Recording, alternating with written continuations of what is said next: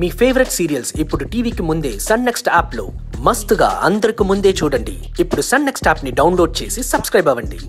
చూసావా బావా, నీ భార్య ఎంత తెలివైందో.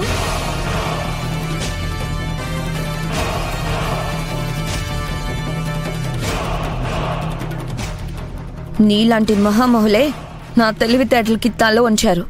నా ముందే ఓడిపోయానని ఒప్పుకున్నారు.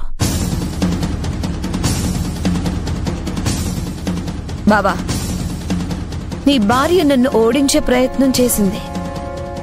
నా మీద ఏదో ప్రతీకారం తీర్చుకోవడానికి ఈ కంపెనీలోకి ఎంట్రీ అయింది.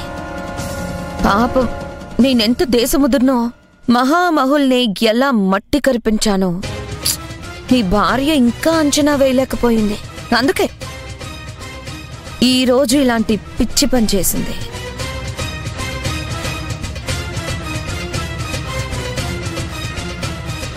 చూడబి, నీ తెలివితేటలకి తగ్గట్టు చిన్న చిన్న ప్రయోగాలు చేసుకో. చిట్టెలుక సింహం ముందు తోకాడిస్తే ఎలా ఉంటుందో, నువ్వు నా ముందు తోక జాడిస్తే అలా ఉంటుంది.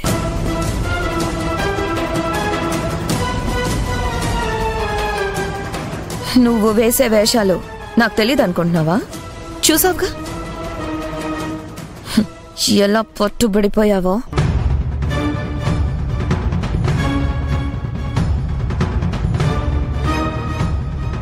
మరిప్పుడు ఏం చేయబోతున్నారు మేడం? ఇవి ఇలాగే వదిలేస్తారా?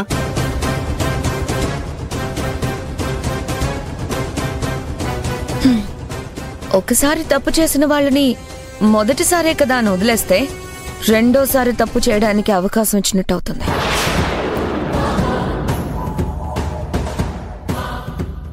అందుకే నేను రెండో అవకాశం ఇవ్వదలుచుకోలేదు. ఈ ఫేక్ ఆఫీసర్ని తీసుకెళ్ళడానికి పోలీసులు రాబోతున్నారు.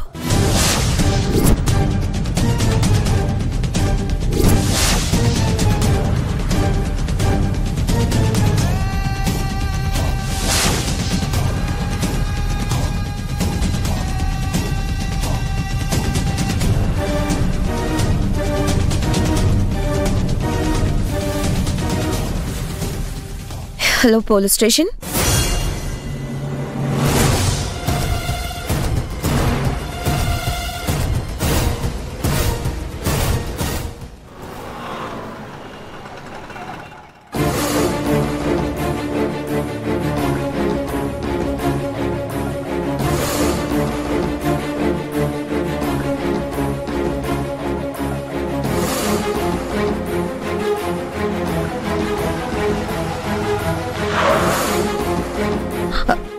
అభి, నిన్ను తీసుకురావడానికి మీ చుట్టాలు వస్తున్నారు.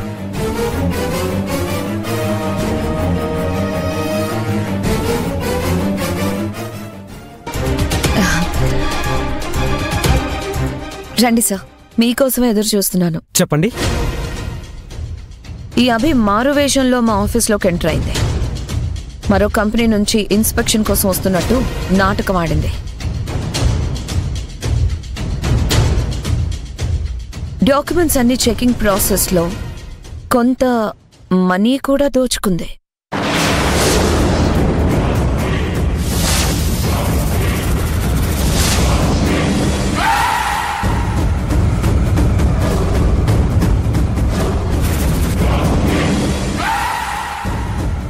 ఏం మాట్లాడుతున్నావు కనిష్క?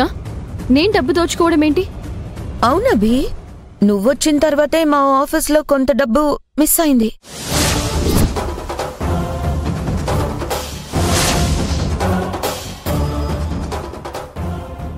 ఆ డాక్యుమెంట్స్ చెకింగ్ చేసే వంకతో ఎప్పుడు డబ్బు దోచుకున్నావో ఎవరికి తెలుసు?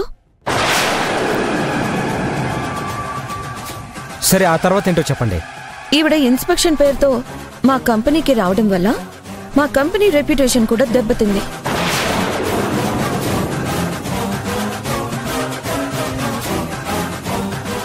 ఇలాంటి పనులు మళ్ళీ ఇంకెవరూ చేయకూడదు అసయ్య గారు.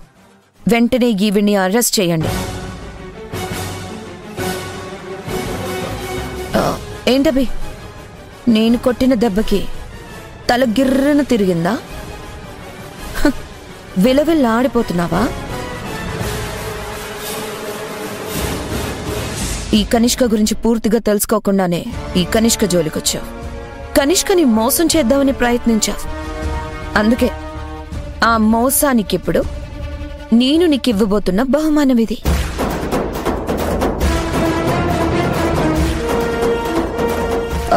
రాహుల్, నేను నీకు రాగానే చెప్పాను కదా, ఈరోజు నీకు ఒక విచిత్రమైన సినిమా చూపిస్తాను అని. ఇదే ఆ సినిమా.